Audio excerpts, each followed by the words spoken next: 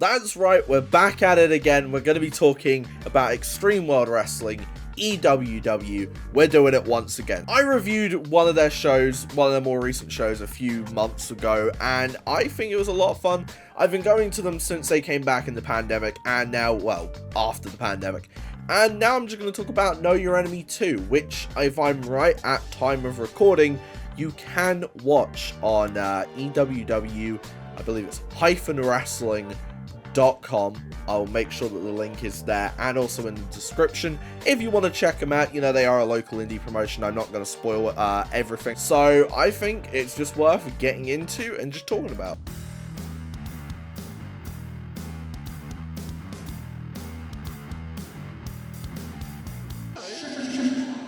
Keep looking at the camera.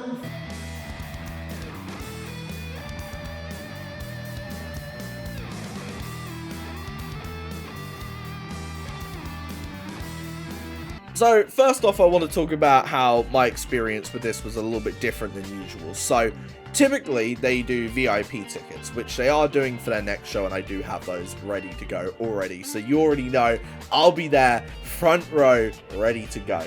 But I think, like, the big thing was it was front row only this time. So, it did make getting in a little bit more chaotic than usual.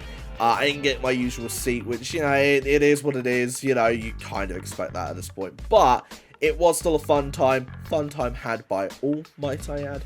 And yeah, like, it was definitely just a lot of fun to just sort of be there, be around some cool wrestling fans. There was a guy next to me who was an absolute legend the entire way through. So if by some miracle you are watching this and you recognize me from the show, I want you to know you made the experience a lot more enjoyable. Just remember that.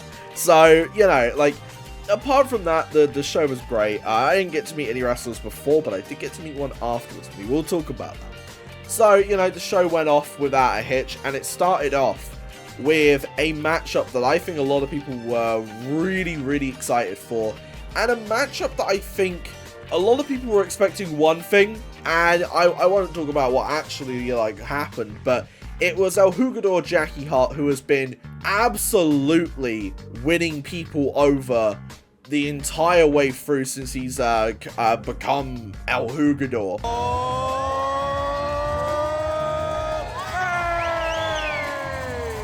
And he took on Brother Lupo of the cultist church faction known as Eden. Now, that was a fun little matchup to start. You know, Jugador's over like Rover. Start with your best foot forward. You feel me? Like, it was easily the best way to start that show. A lot of fun, great way to, you know, hype up the crowd, etc.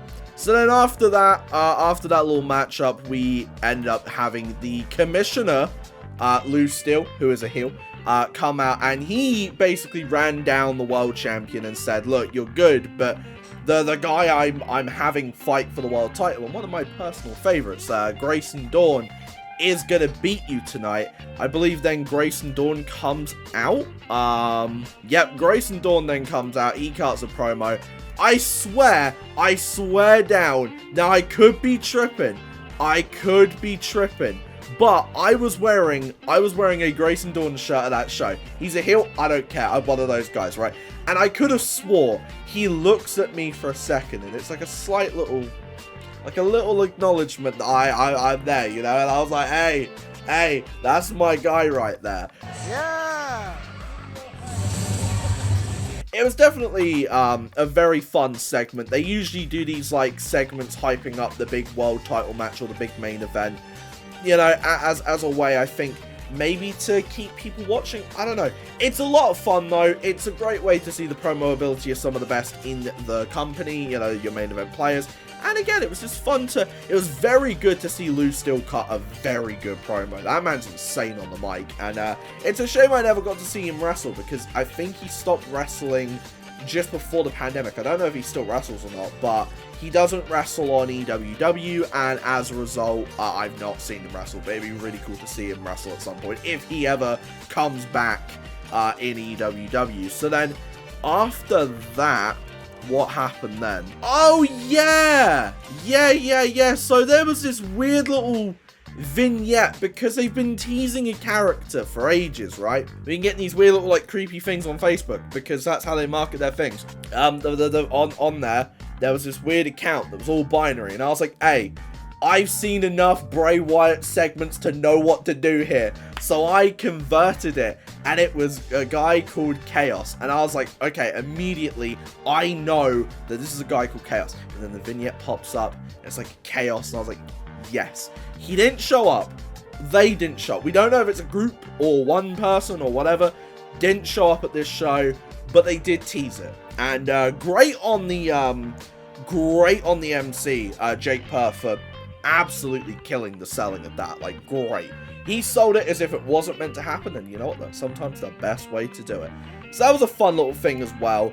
I think after that, is it Super Dick after that?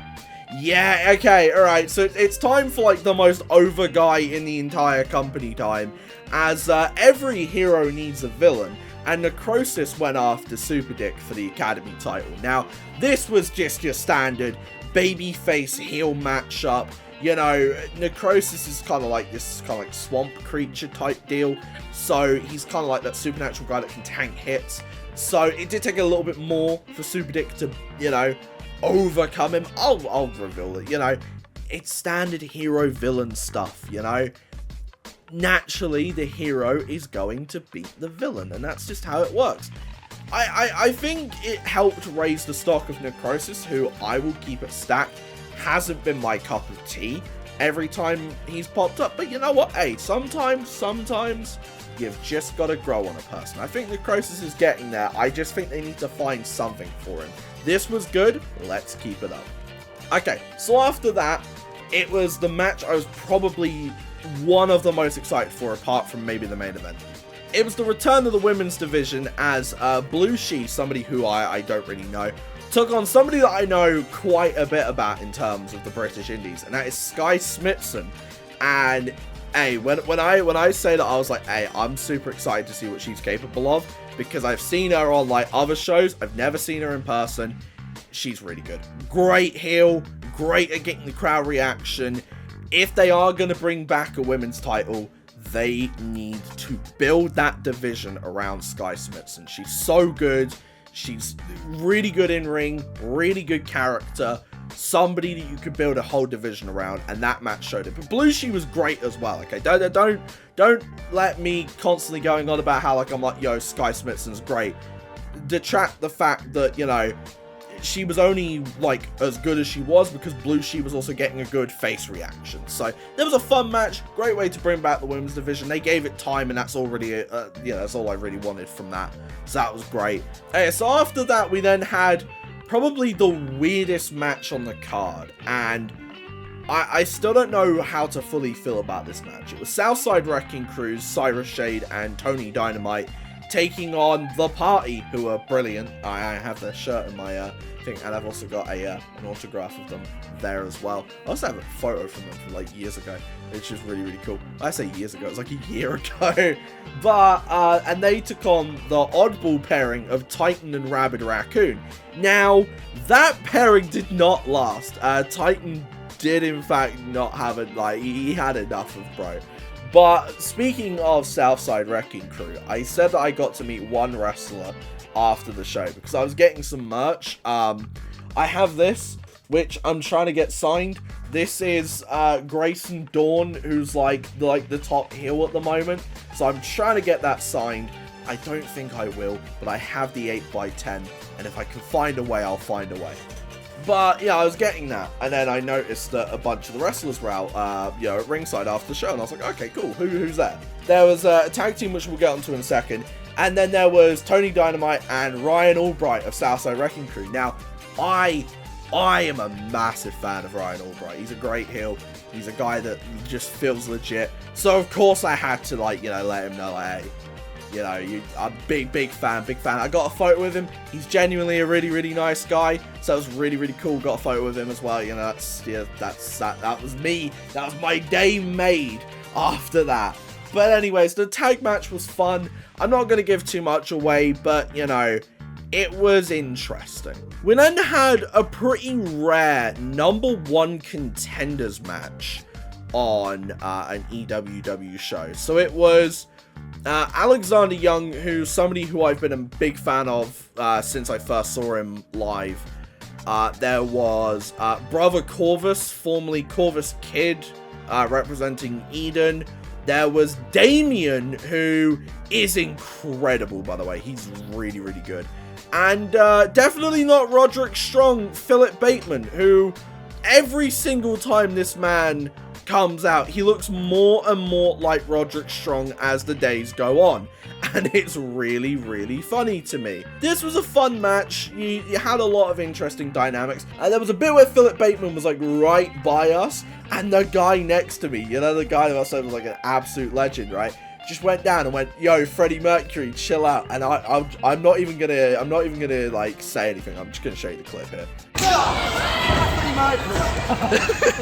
Someone call Magnum PI. So yeah, that was a really, really fun matchup. Again, I'm not going to spoil the results. If you want to know who won, then you know, check them out on demand. And then we get into the World Tag Title match. Now that was Sanctus and Brother Matthew of Eden defending against the Rebellion, who, I apologize, guys. I apologize, Rebellion.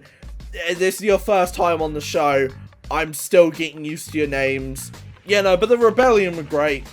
Eden are always consistently good in ring as well. Very, very good match, and it's probably one of the matches I would recommend if you're getting into the company. It's probably one of the matches I'd recommend you checking out, if you can, of course, because that was a lot of fun. And that then leads us perfectly into the main event of the evening, which was for the EWW World Heavyweight Championship, which was Felix defending against the graceful one himself, Grayson Dawn. Now, I did not know how this was going to go down. I genuinely did not expect this match to go down the way it did.